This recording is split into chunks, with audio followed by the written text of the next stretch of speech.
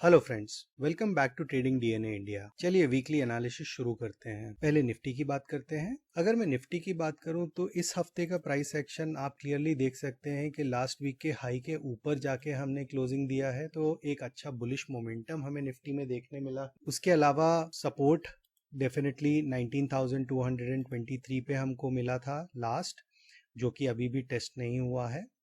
Upside में all time high हमारा एक लेवल दिख रहा है हमको, जो कि एक रेजिस्टेंस है, बट अभी फिलहाल मेरे हिसाब से वो वीक रेजिस्टेंस है।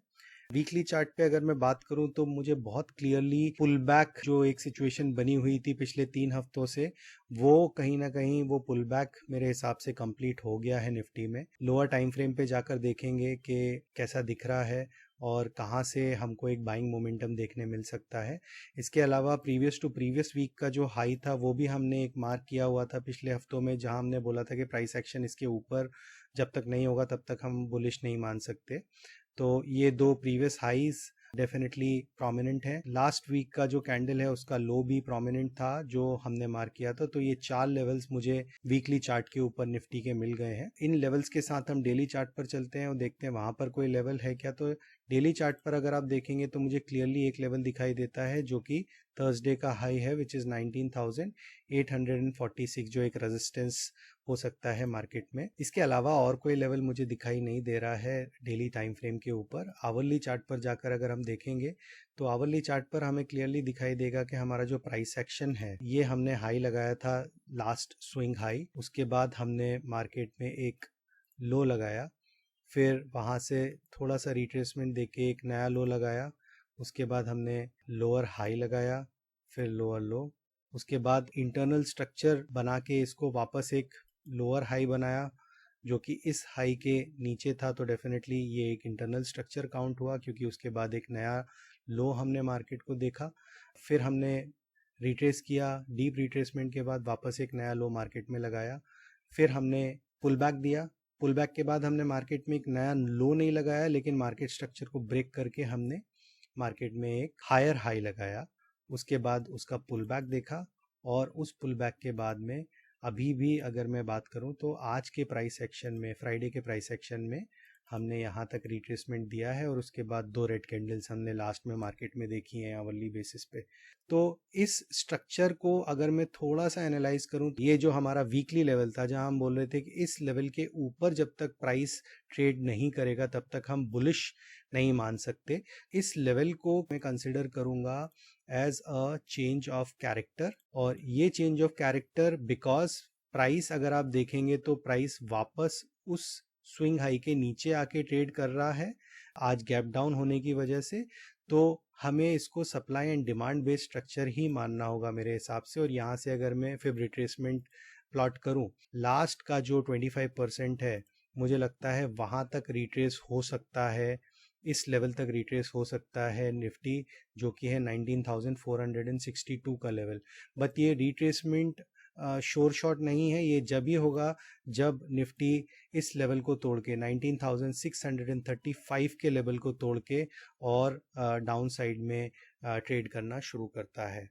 अगर आप थोड़ा सा ध्यान से देखेंगे तो प्रीवियस वीक का जो हाई था उसके ऊपर जाके ही हमने क्लोजिंग दिया है। प्रीवियस वीक के हाई के ऊपर ही हमने सपोर्ट लिया है मार्केट में आज।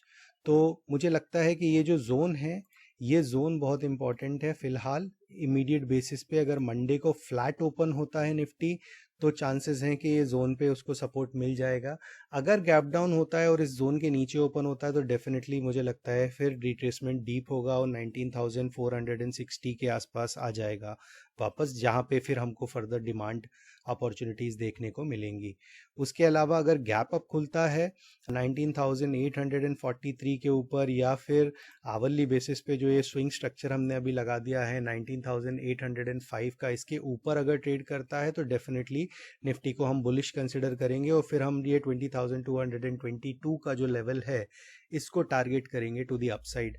अगर आप जोन के पॉइंट ऑफ व्यू से बात करें, अगर मैं बाकी के लेवल्स हटा दूं, अगर आप सिर्फ जोन की बात करें तो मुझे लगता है साइडवेज निफ्टी इस जोन में रहेगा, which is the level between 19,675 to 19,805। यहाँ पर निफ्टी मुझे लगता है साइडवेज रहेगा। अगर इस जोन को अपसाइड में क्रॉस करता है तो बुलिश हो जाएगा, इस जोन को डाउन साइड में अगर ब्रेक करता है तो डेफिनेटली हमको 19,460 का लेवल देखने मिलेगा, जहाँ पे हम फिर अपसाइड अपॉर्चुनिटीज़ को तलाशेंगे। तो ये मेरा एनालिसिस था निफ्टी का। चलिए बैंक निफ्टी देख लेते हैं।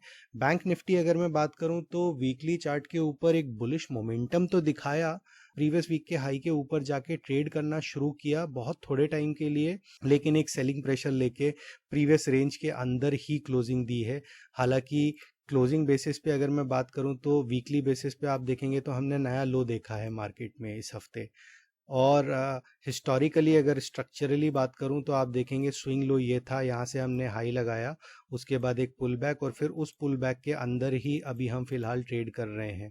दो प्रोमिनेंट लेवल सपोर्ट मुझे यहाँ पे ऑलरेडी मिल गए इमीडिएट और लॉन्ग टर्म के पॉइंट ऑफ व्यू से। एक सपोर्ट है 43,600 का, दूसरा एक रेजिस्टेंस है हमारे पास जो ऑल टाइम हाई है 46,369 का। इसके अलावा मुझे और कोई लेवल वीकली चार्ट पे दिखाई नहीं देता।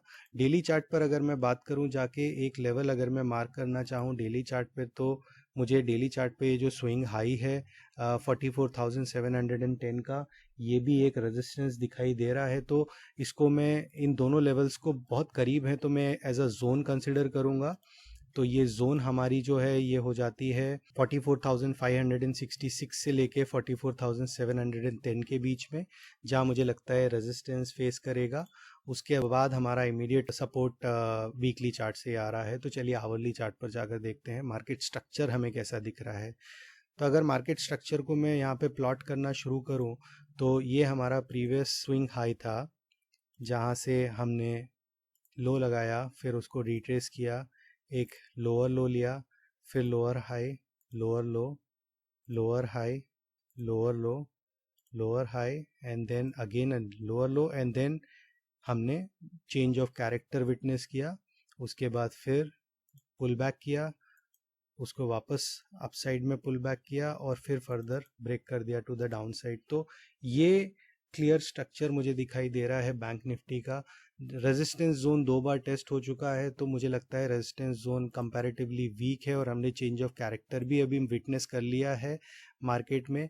और जैसा कि आप देख सकते हैं कि प्राइस प्रीवियस स्विंग हाई के अंदर आके ट्रेड कर रहा है, तो ये भी एक supply and demand based structure बन जाता है, जो कि अगर मैं फिब रिट्रेसमेंट यहाँ पर लगाऊं तो मुझे क्लियरली जो एक्सट्रीम जोन है लास्ट 25% का, वो जोन इज बिटवीन 44,796 टू 44,026। तो 44,000 का एक राउंड लेवल अगर हम उसको मान लेंगे तो मुझे लगता है यहाँ तक बैंक निफ्टी आ सकता है। क्लोजिंग भी आज कहीं ना कहीं एक बहुत नेगेटिव साइड में क्लोजिंग रहा है। अगर डेली चार्ट पे मैं कैंडल की बात करूँ तो डेली चार्ट पे आपको क्लियरली दिख रहा है कि कैंडल जो है वो काफ़ी वीक था, डाउन साइड प्रेशर बहुत ज़्यादा दिखाई दिया। मुझे लगता है कि अगर फ्लैट खुलेगा तो भी इस जोन की तरफ आएगा, गैप डाउन खुलेगा तो डेफिनेटली ये जोन को टेस्ट करेगा ही करेगा। ओनली अगर गैप अप खुलने के बाद इस जोन में कहीं ओपन होता है नेक्स्ट वीक में या इस जोन के ऊपर ओपन होता है तो बुलिश मोमेंटम हमको देखने मिल सकता है बैंक निफ्टी में। अदरवाइज बैंक निफ्टी ये दो सपोर्ट एंड रेजिस्टेंस जोन के बीच में ट्रेड होता हुआ दिख रहा है मुझे। सो ये था मेरा एनालिसिस बैंक निफ्टी का। आई होप आपको मेरा एनालिसिस अच्छा लग रहा है। अगर अच्छा लग रहा है तो प्लीज़ कमेंट कीजिए। अगर आपका एनालिसिस कुछ और बोलता है तो प्लीज़ कमेंट करके बताइए। अगर आपको हमारा चैनल पसंद आ रहा है, कंटेंट पसंद आ रहा है, तो प्लीज़ लाइक, सब्सक्राइब और शेयर करना मत भूलिए। बने रहिए हमारे साथ। अगले वीडियो में मिलते हैं, तब तक के लिए जय हिंद।